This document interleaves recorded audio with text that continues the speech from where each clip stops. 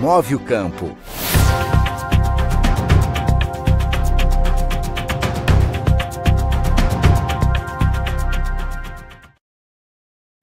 Olá, você que acompanha o site Notícias Agrícolas, continuamos aqui com a nossa programação de 16 de maio, finalizando a semana, né, pessoal?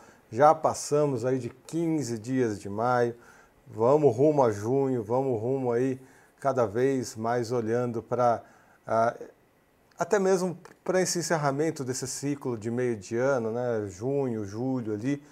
A gente já começa a olhar muito para essa safra de meio de ano, a gente vem batendo nessa tecla nos últimos dias aqui com os nossos amigos da previsão do tempo.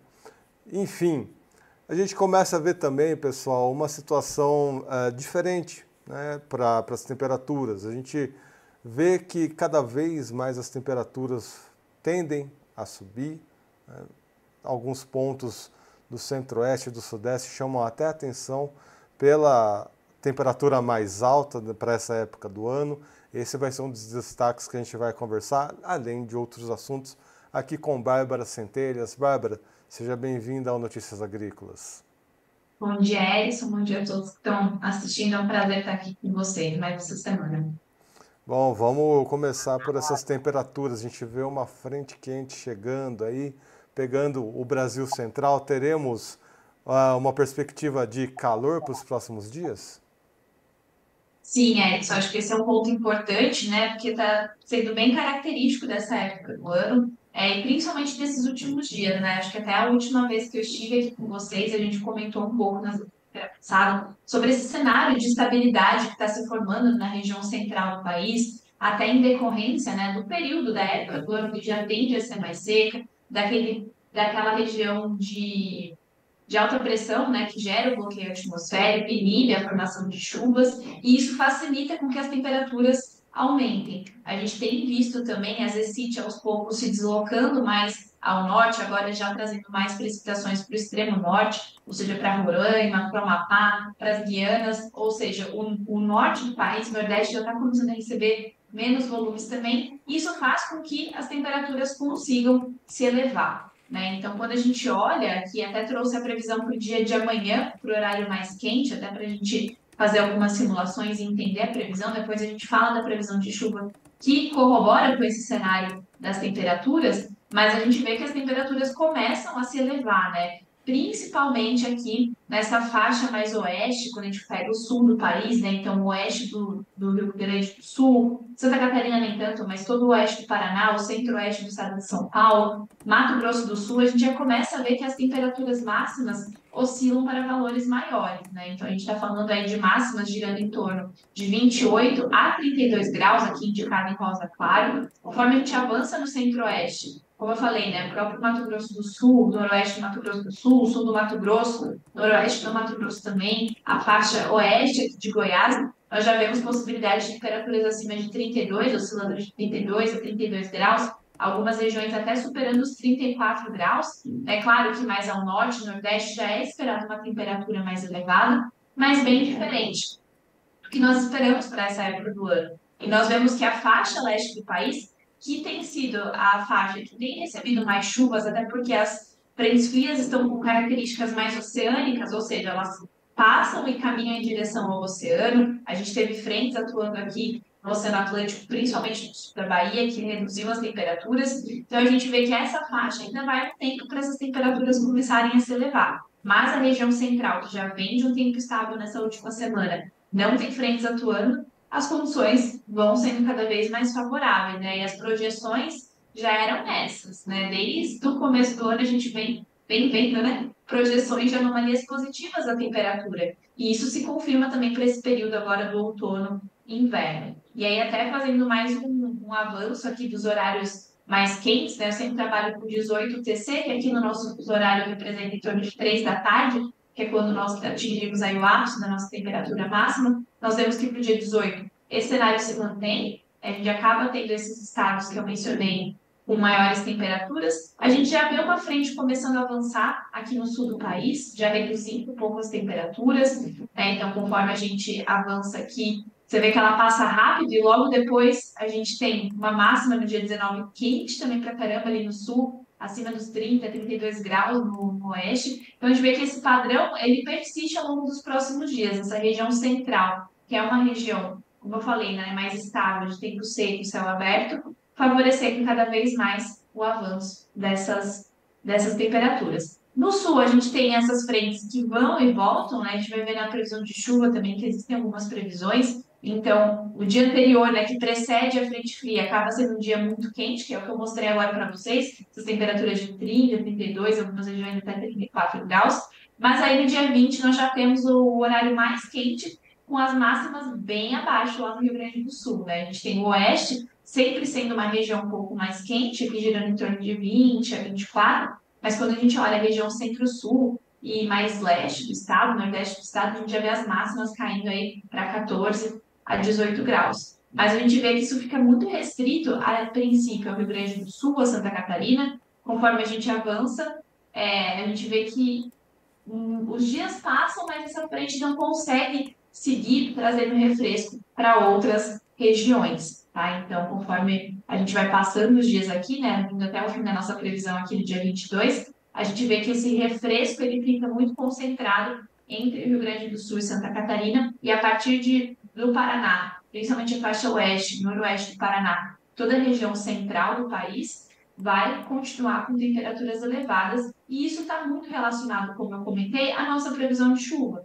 Né? Então, essas frentes passam, aqui é o total de chuva acumulada tá, para os próximos 7 dias, então indo até o dia 23 de maio.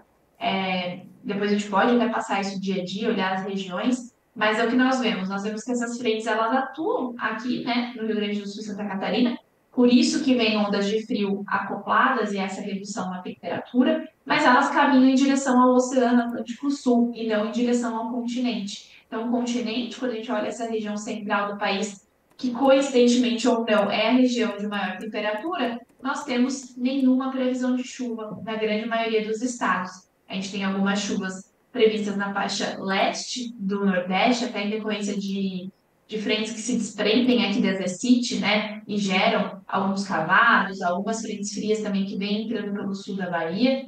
Nós vemos que o extremo norte ainda pode receber bastante chuva, como eu comentei ali no começo, né? A Zecite ainda está atuando, a gente está chegando ao fim da sua atuação mais intensa lá do inverno amazônico, né? Mas ainda leva um pouco de precipitação para essas regiões, mas a gente já começa a ver outras mudanças, né? Já tem o sul do Pará, Tocantins, centro-sul do Maranhão, Piauí, já com nenhuma previsão de chuva ocorrendo. Então, esse cenário, essa combinação desse cenário é o que nos dá essas temperaturas, que é como você mencionou, muito bem mencionou, é atípico para essa época do ano, mas é algo que nós já vemos que vai ser uma tendência ao longo desse inverno. Né? A gente tem visto alguns meteorologistas falarem até que não vai ser um inverno tão rigoroso, não porque não vai ter ondas de frio, mas porque a gente vai ter frentes frias e ondas de frio com essa característica oceânica e não continental. Então, até vai ter um refresco, vai passar uma onda, mas aí ela sempre vai caminhar para o oceano de forma rápida,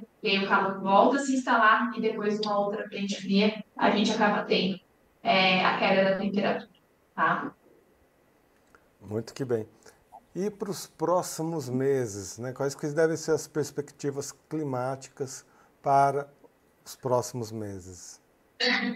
Perfeito, Edson. A gente já tem as atualizações, né? Ontem o Instituto Nacional de Meteorologia soltou para nós a projeção climática para o próximo trimestre, então junho, julho e agosto. Lembrando, né, que essas previsões são previsões de anomalia. Então eles olham o que é esperado para a época do ano e calculam, né, de acordo com as projeções, se isso vai ficar acima do normal, né, indicado em azul, ou seja, vamos ter chuvas acima do normal. Dentro da normalidade, é uma variação mínima indicada em cinza, ou abaixo do normal, com essa variação aqui em amarelo, laranja, que representa chuvas abaixo da média, né? Então, o que nós temos aqui para o Brasil, pensando nesse trimestre de junho, julho e agosto, que marca aí o nosso inverno? Começando pelo sul, a gente tem consistentemente o IMET trazendo essa projeção de chuvas acima da média nos últimos meses, né? Claro que se a gente destrinchar isso mês a mês, né, até vou tomar liberdade para fazer isso aqui, a gente vê que o mês de junho é o mês que predomina essa anomalia positiva em grande parte do estado, né, numa região mais central,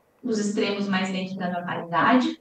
Conforme a gente avança para julho, a gente tem uma faixa, né, um pouco menor de anomalias positivas, a região centro-norte também ficando dentro da normalidade, e essa região mais nordeste, né, mais leste do estado, a gente tem possibilidades de chuva abaixo do normal. E quando a gente olha agosto também volta a predominar chuvas acima. Por isso que o consolidado, né, aqui acaba sendo esse, de predominar chuvas acima do normal. A gente tem uma faixa aqui que margeia vamos falar, a fronteira com Santa Catarina, que pode ter chuvas abaixo do normal ou dentro da normalidade, mas a predominância ainda é de chuvas acima do normal. Quando a gente caminha para os outros estados do sul, então Santa Catarina e Paraná, a predominância já é de anomalias negativas, ainda que numa faixa de intensidade mais baixa, né, de 10 a menos 10 a menos 50 milímetros em relação à média. Isso também é válido para o centro-sul, principalmente sul do Mato Grosso do Sul, todo São Paulo, com exceção do Noroeste, que pode ficar mais dentro da normalidade. E conforme a gente avança para regiões mais centrais, aí o que predomina é um cenário de normalidade. Lembrando que normalidade para o centro-oeste do país já é um período mais seco, né? Tem alguns destaques, aqui o IMET sempre traz um pouco mais de detalhe até do que outros modelos. Então, algumas regiões aqui no Mato Grosso do Sul, no Mato Grosso, podem ter variações positivas ou abaixo do normal, mas quando a gente olha essas projeções a mais longo prazo, a gente faz um consenso maior, né? Então, olha o que predomina, né? Então, predomina esse cenário de normalidade. Isso também vale aqui para Minas Gerais, para parte da Bahia, né? Principalmente essa região central, oeste da Bahia, Tocantins, Maranhão, Piauí, a gente vê esse cenário de normalidade. A gente tem os modelos do INMET apontando para essa faixa aqui, né, que pega desde do Nordeste do Pará, caminha em direção ao litoral nordestino, com possibilidade de chuvas acima do normal, com algumas regiões podendo ficar abaixo, como nós observamos aqui. O Pará com bastante oscilação, né? Então, o Pará, a gente tem essa oscilação entre algumas regiões acima, outras dentro, outra abaixo, é bem diverso a projeção. Quando a gente olha Roraima e Amapá também com bastante variação, Amapá um pouco mais com anomalias negativas, né? Mas, de forma geral, a gente tem um cenário bem dentro da normalidade quando a gente fala de região central do país. Claro, né, Erickson, isso é importante a gente sempre pontuar, que aqui é uma projeção de variação para um trimestre todo, então a gente tem que tomar cuidado. Quem sabe que a assertividade desse tipo de modelo já é um pouco mais baixa. Pode servir de um direcionamento para nós, né? O que preocupa, pensando em áreas que normalmente recebem um pouco de chuva, apesar de chover menos, né, durante esses períodos de junho e de agosto, como a casa de Santa Catarina, Paraná, sul do Mato Grosso do Sul, que não tem um clima seco bem definido, essas anomalias negativas podem gerar algum tipo de preocupação. São Paulo também, apesar de ter um clima já um pouco mais seco nessa época do ano, essa anomalia negativa nos preocupa, né, em relação a um tempo mais seco, maior risco de incêndio também, porque a gente sabe que o incêndio nessa época do ano está muito relacionado à umidade relativa do ar, né? Então, esses são os pontos de preocupação que nós enxergamos quando a gente olha essa projeção. E, enquanto isso, né, a gente também tem as projeções de temperatura. E aí, a temperatura, como sempre vem, nós estamos vendo ao longo dos últimos meses, até dos últimos anos, a tendência ela persiste em ficar acima do normal, que é o que a gente conversou agora anteriormente, né? A gente tem tido aí temperaturas já acima da média, os invernos têm sido menos rigorosos, e a tendência, pelo menos o que nós enxergamos aqui, principalmente nessa região mais central do país, que pega desde do norte do Paraná até o Maranhão, o Pará, é de ter anomalias positivas da temperatura com maior intensidade, acima de 0,6, acima de 1,5 grau da média, né? Então, não quer dizer que nós não vamos ter ondas de frio, e esses fenômenos, né, de entrada de frentes frias que acompanham essas ondas de frio, mas esses tipos de modelo não projetam isso, tá? Eles projetam outras questões oceânicas e atmosféricas e como que a temperatura pode se comportar, mas a gente pode sim ter cenários aí de ondas de frio. Não quer dizer que vai ficar um calorão 30 graus o inverno inteiro. Quer dizer que vai ser mais frequente esses períodos mais quentes, mas que ainda assim a gente pode ter alguns episódios de um inverno mais rigoroso, mas que na média trimestral ainda predomina cenários de temperaturas acima da média. Algumas regiões, né, em alguns estados, como aqui no sul do país, e também nessa faixa mais leste do país, podem ter anomalias pouco menos significativas ou até dentro da normalidade, onde a gente enxerga as maiores anomalias de fato é aqui no norte do Mato Grosso, no oeste do Tocantins, sul do Pará, e é uma faixa aqui oeste também do Maranhão, tá? Então, chuvas mais dentro da normalidade, com possibilidade de oscilação nos extremos, e temperaturas também tendendo aí sempre a ficar acima da média, no máximo dentro da normalidade em algumas regiões. Bom, pessoal, é muito importante ter essa análise da Bárbara nesse momento, porque já vou adiantar, né? A gente acabou de receber aqui a atualização do boletim da safra de grãos, tá? Da Conab. A gente vai, aqui ao final da entrevista, falar um pouquinho. É uma safra muito positiva, porque resumindo, né, quando a gente fala de previsão do tempo, quando a gente traz esses dados, recupera o que aconteceu no passado e mostra o que vai acontecer no futuro, a gente consegue entender esse panorama, né? A gente vai ter uma safra positiva, uma safra interessante, tá? A Conab já traz isso aqui, né? Teve um crescimento, né? Vamos ter uma safra muito boa. Isso é legal, isso é positivo, a gente fica feliz, né, quando a gente tem esse tipo de informação.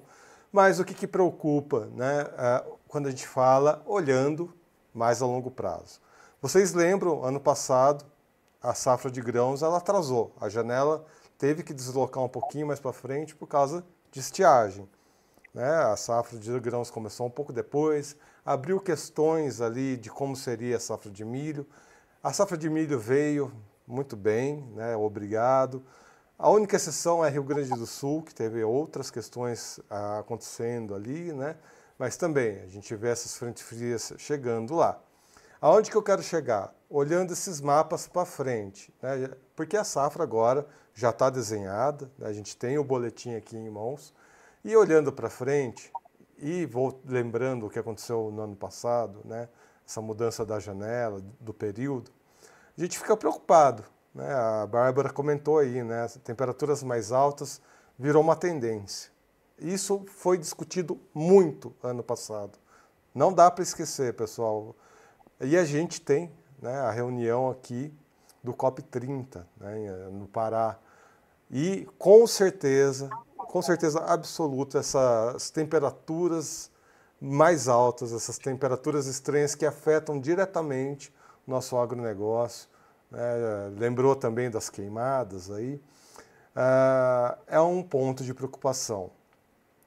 E por isso que eu gostaria de reforçar mais um pouquinho, Bárbara, para a gente olhar esse mapa e mostrar que temos um bloqueio, né, acontecendo e teremos chuvas apenas nas extremidades do país e isso tende a se permanecer, né? Esse é um Exato. ponto de preocupação. Edson, até fazendo um complemento com a sua fala, que concordo 100%, a gente já está chegando ao fim, né, dessa safra, mas algumas preocupações que geram essas temperaturas elevadas, esse período seco, que, ok, está começando dentro do esperado, mas a gente vê qual é a consequência de um período seco que é dentro do normal, mas com altas temperaturas. Ano passado, nós atingimos níveis de déficit hídrico nunca visto antes, né? Então, mesmo que a chuva retome, ela vai retomar, mas a condição do solo ela é muito mais crítica, né? Então, atrasa um pouco, mesmo com a chegada das chuvas, até esse solo se recuperar, até a gente sair dessa condição crítica, nós temos um tempo que pode atrasar essa janela, sem contar das culturas que ainda estão em campo, né? Quando a gente pensa em cana, por exemplo, no café, a gente sabe que no café esse período seco ele é até favorável, mas se isso vier acompanhado de altas temperaturas, se a gente tiver esses riscos de queimadas, como a gente viu também no ano passado, que foi extremamente crítico para o setor sucroalcooleiro, né? As culturas de inverno também no Rio Grande do Sul, a gente sabe que esse excesso de chuvas, nessas projeções que a gente vê, também pode indicar um maior risco de doenças, fungos e tudo mais. Então, assim, apesar de ter sido realmente muito positiva, a gente ainda tem momentos aí de instabilidade climática, né? E eu acho que essas altas temperaturas, elas são nocivas, a gente sabe o tamanho da complexidade que é lidar com isso, né? E isso é importante a gente acompanhar, por mais que a gente esteja entrando num período que nós já sabemos que grande parte é seco, né? Como que vai estar as nossas condições de solo, de armazenamento de água no solo, no final desse período seco, né? A gente sabe que, por exemplo, o ano como 23, que teve uma chuva ali no meio, em algumas regiões, que apesar de ter secado, não ter atingido o déficit hídrico tão crítico, foi positivo para nós, né? Mas o ano passado já foi o oposto disso. Então, de fato, acho que a gente pode dizer que estamos entrando nesse período C, ele é dentro do esperado, mas um olhar muito atento a essas temperaturas, porque essas temperaturas elas aceleram a evapotranspiração e aí o solo e toda a condição da agricultura acaba sofrendo muito mais, principalmente os que ainda estão em campo, né? Então, de fato, é sempre alarmante, né? A gente sempre tem que estar atento às condições climáticas, porque elas não têm dado uma folga para nós, né? A instabilidade ela tem sido muito grande, tanto para mais quanto para menos em algumas regiões. Além desses alertas que a gente está dando aqui, pessoal, vale lembrar, né, enquanto a Bárbara foi comentando, eu fui lembrando de outras entrevistas que eu realizei com pesquisadores aqui. Aí eu lembrei, o MAP Biomas, por exemplo, pessoal, esse ano eu trouxe um estudo falando que a gente perdeu condição hídrica, tá, no nosso país. O Brasil, que é conhecido, né, por ter muitos rios, né, muita disponibilidade de água, está perdendo pouco a pouco essas condições. Me lembro de uma outra entrevista, se não me engano, foi com o próprio Semadem, a gente sempre comenta do Semadem aqui, comentando também, né, que o nosso semiárido, né, a região semiárida do país está se estendendo e tem áreas do semiárido perigando ou até já se transformando em árido. Ou seja, a disponibilidade de água cada vez mais restrita, e isso nos preocupa sempre, tá, pessoal? Vai envolve o clima, vai além do clima. A gente precisa entender realmente como estamos usando aí os nossos recursos naturais, tá?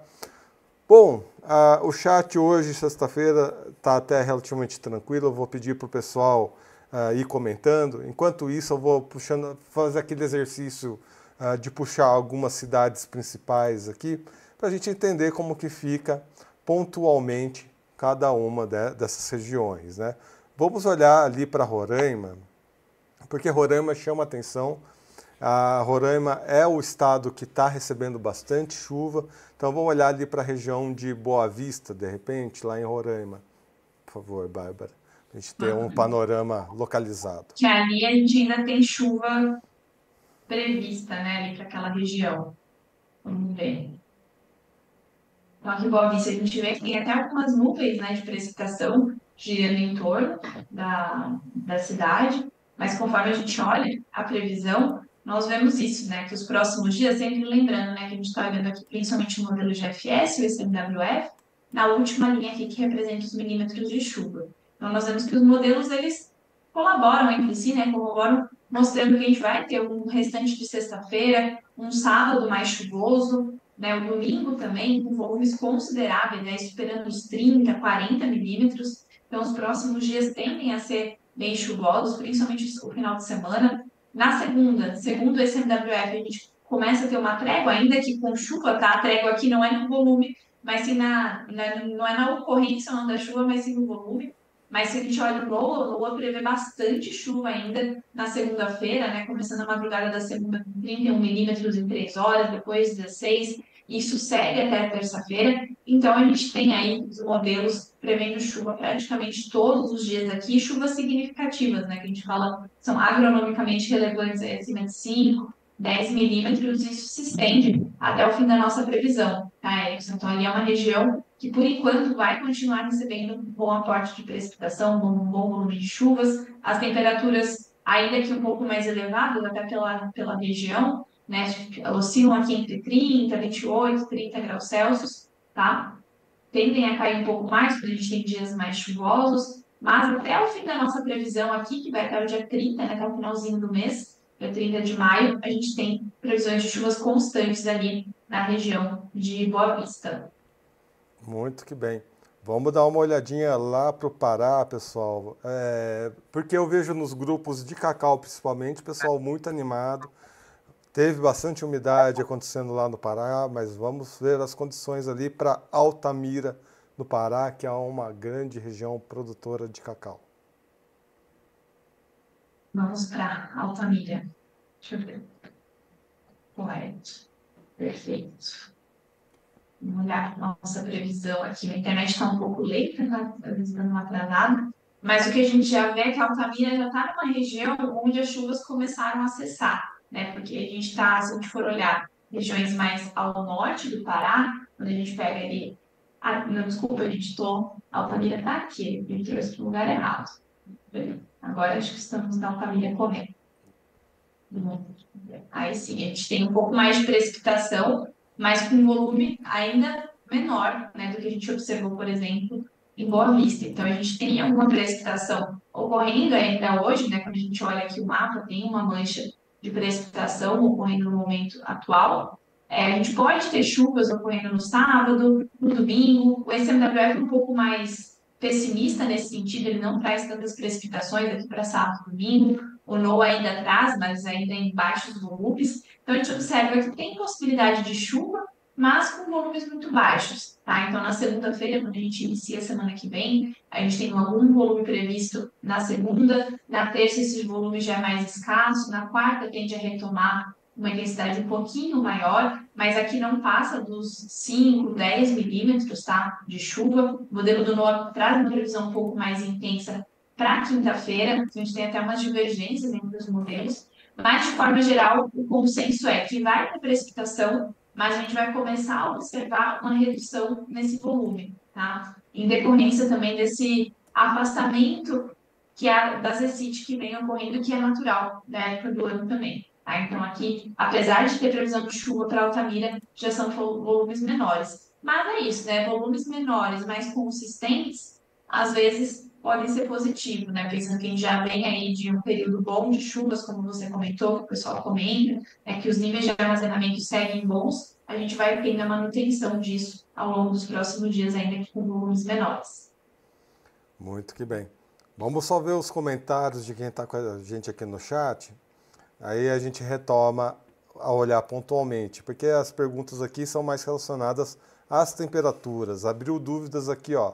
Ronaldo Sobreiro perguntando sobre geadas. Marcelo Bezerra também pergunta sobre geadas, principalmente ali nas regiões de Café de Minas Gerais. E o nosso amigo Evandro, né, comentando que lá em Bom Jesus da Lapa o tempo está mais frio, com máxima de 30 graus, mínima de 18 graus, enfim. Ele pergunta também sobre as condições de temperaturas, né, ali para a região dele. Ou seja, perguntas mais relacionadas a essa parte das temperaturas e olhando ali para as geradas. Olhando de forma geral o que a gente já passou aqui, Bárbara, imagino que o risco de geada seja bem baixo, né? Exato. O que a gente consegue observar, né, pegando até Bom Jesus da Lapa e toda essa faixa mais leste, a gente tende a ter, que nem agora estamos olhando para agora às 10 da manhã, né, na sexta-feira, a gente já tem temperaturas mais amenas, né, em toda essa faixa aqui. Os dias têm sido um pouco mais frios, né, conforme a gente avança aqui para a região mais central, a gente já vê, ó, Campo Grande, Cuiabá, Sinop, Palmas Imperatriz com temperaturas mais elevadas, né? Mas, conforme a gente avança, vamos pegar a madrugada aqui, né, desse sábado, a gente já vê que as temperaturas elas caem, então essa região que eu comentei, tá aqui indicada em verde, ela sempre vai tender a ter temperaturas mais baixas agora nesses próximos dias. Até porque quando a gente olha aqui a nossa previsão, é uma faixa que pode ter algum tipo de precipitação no extremo leste, né? E a gente tem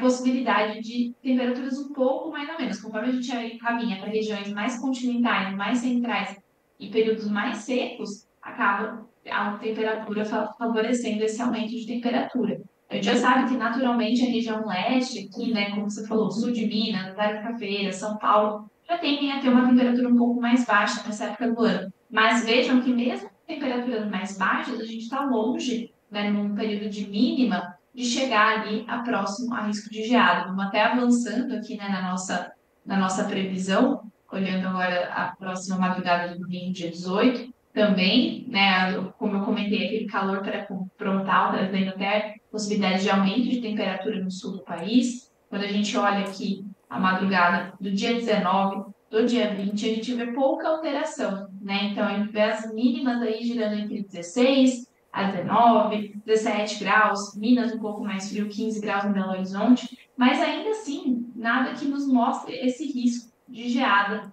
tão elevado, né? Então, vou até avançar um pouquinho mais para a gente ver o avanço de uma possível frente, mas a gente vê que mesmo aqui, né, no Rio Grande do Sul, que a gente sabe que o risco é um pouco maior, a gente tem as temperaturas aqui no mínimo 10 graus em Bagé, que é as regiões mais frias, né? Quando a gente vê até as áreas de serra, quando a gente pega São Joaquim ali de Santa Catarina, 9 graus. Então, assim, se ocorrer ao longo desses próximos dias possibilidade de geada, a gente está falando de áreas mais propícias, né? Conforme a gente avança aqui para regiões mais cafeiras, o cenário já nem é tão próximo, porque essa frente não vai avançar com toda essa intensidade que a gente normalmente espera que ela avance, né? Então, vai ter queda na temperatura, a gente vai ver o sul com mínimas aí podendo chegar abaixo de 10 graus, mas ainda assim é muito concentrado nessa região e a gente sabe, né, que para a ocorrência de geada, a gente precisa ter essa temperatura mínima, o que a gente chama de geada agronômica, né? A gente fala que tem que estar igual ou abaixo de 2 graus, porque 2 graus no sensor de temperatura já nos representa uma temperatura de menos 2 graus, onde está a planta ali na relva que nós falamos. E isso já começa a gerar danos agronômicos, né? Então, por enquanto, a gente não vê nenhum cenário de extremo frio, mesmo no sul do país, não chega nessas condições de geada, tá bom? Então, vamos ter algumas regiões que a gente acompanha, né? Governador Valadares, aqui o estado de São Paulo, faixa leste. Sim, as temperaturas vão cair, mas não a ponto da ocorrência desse fenômeno que é tão preocupante, que é a geada, tá bom? E aí, quando a gente olha a região central, né, conforme a gente vai avançando para o centro do país, aí fica claro que as temperaturas vão aumentando. Então, a gente vê Cuiabá, por exemplo, 31 graus sendo previstos agora no domingo, de domingo para segunda, né? Então, é isso. A gente vai ter algumas oscilações de temperatura mínima, mas ainda bem dentro do esperado. Cuiabá sendo Cuiabá, né, pessoal? Calorzão. Cuiabá. E depois eu olhei, né, Érico, são às 3 da manhã, né? 31 graus. Eixe Maria! Só quem morou no Mato Grosso sabe, só quem passou por ali sabe.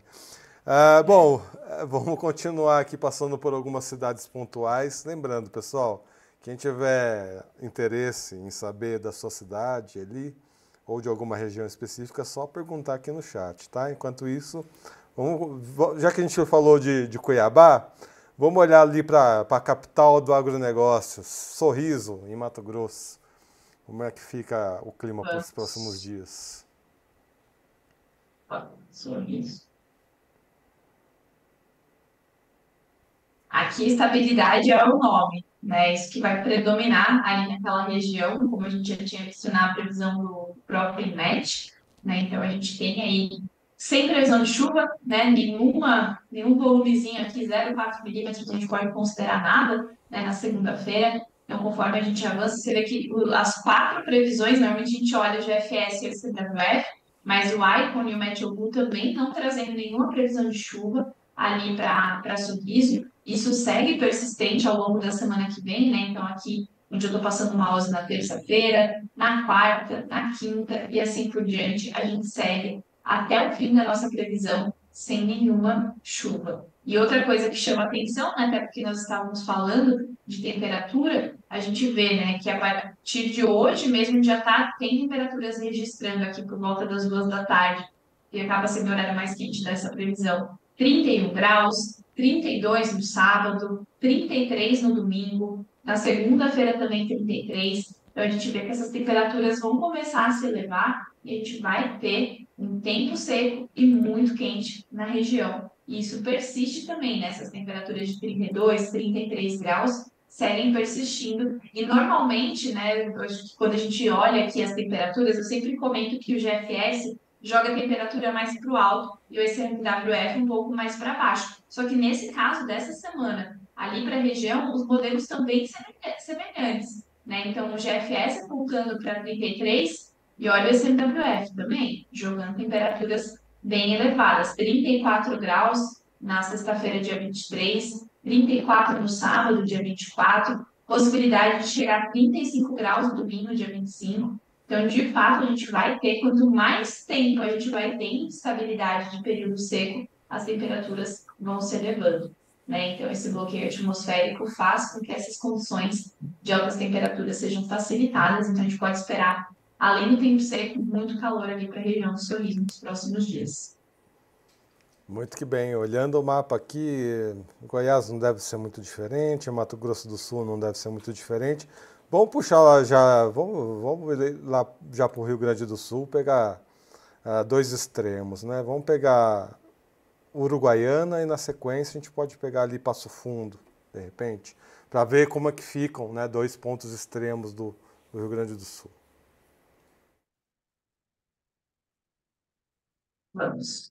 Uruguaiana está com chuva, né? A gente está falando aí de uma frentezinha tá avançando no extremo oeste do estado, né? Então, se a gente olha agora, né, o mapa de agora, a gente tem esse volume de 5 milímetros ocorrendo. A gente pode ter alguma chuva no domingo, né? Então, domingo, todos os modelos aqui apontam para um volume mais considerável de chuva, mas depois esse volume tende a subir, né? A segunda, terça-feira já um pouco mais seca, sem tantas previsões. A gente pode ter chuvas pontuais ocorrendo mais no final do dia, né? Aparecendo aqui tanto no modelo DCMWF quanto no modelo do GFS. O GFS aponta uma chuva mais significativa na quarta-feira, que não aparece no modelo europeu, tá? Mas tem essa possibilidade aqui, de um volume aí superior a 15, 20 milímetros. Aí o tempo tende a ficar um pouco mais estável durante o restante da semana. Então, a partir de quinta-feira, sexta-feira, sábado, domingo, a gente pode ter alguma chuva retomando a partir do domingo, dia 25,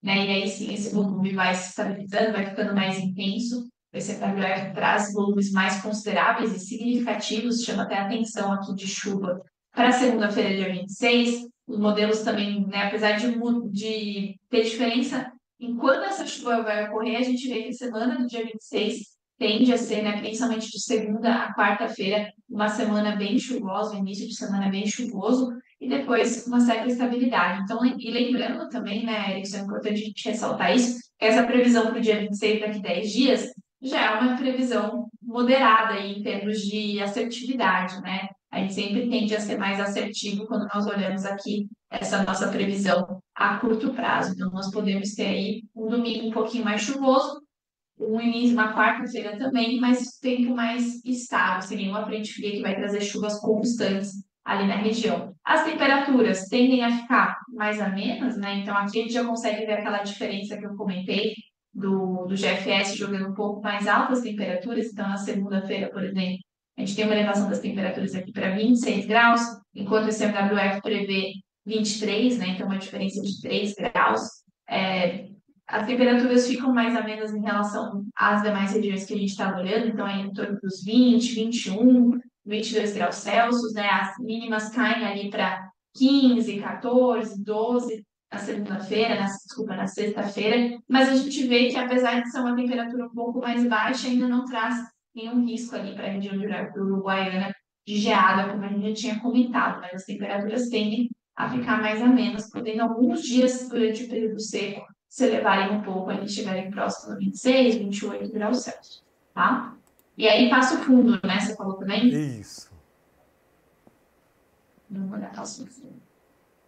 Passo Fundo já está no cenário de estabilidade no momento, né? E a tendência também é ficar mais estável agora nessa sexta-feira, no sábado, no início do domingo. Depois a gente pode ter uma chuva também prevista, como estava ali em Uruguaiana, ter uma chuvinha prevista no domingo, apesar de um volume um pouquinho menor, né, de domingo para segunda-feira. Depois uma chuva também ocorrendo na terça-feira, na quarta, na quinta. Então ali é uma região que não está com um período seco tão bem definido quanto as demais regiões centrais do país, né? A gente sabe que isso já é uma característica do Rio Grande do Sul, apesar de sofrer bastante com extremos. Quando a gente olha na climatologia, o sul do país tende a ter chuvas mais constantes ao longo do ano, né? Então a gente vê que algumas frentes vão conseguir avançar e trazer aqui alguns volumes de chuva. Quando vem essa chuva, a gente tende a ter uma queda na temperatura, com as máximas na sequência ficando entre 18 e 17 graus, as mínimas podendo atingir 9 graus Celsius, né, como indica aqui o modelo do ECMWF, para segunda-feira, dia 20, desculpa, sexta-feira, dia 23.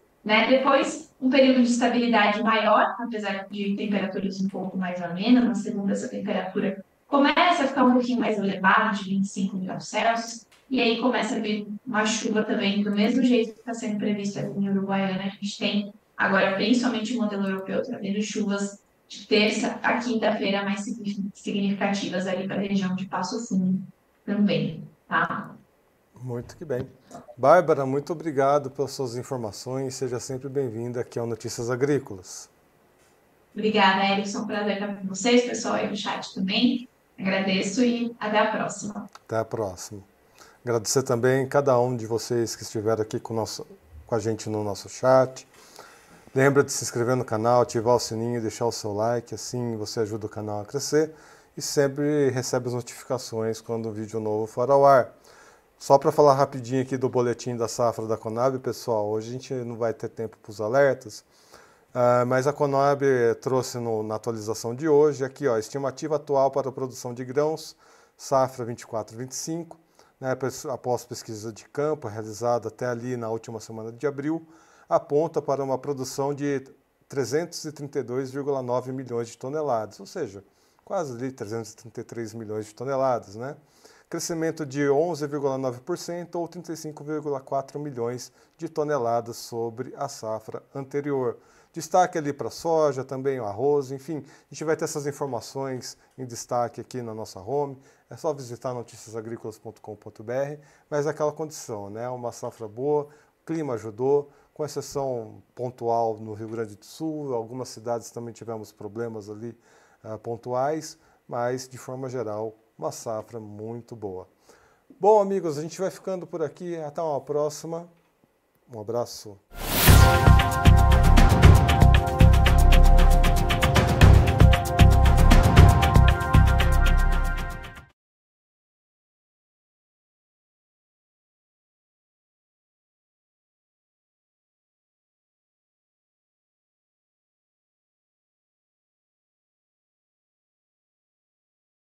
O sol sempre foi seu parceiro de jornada.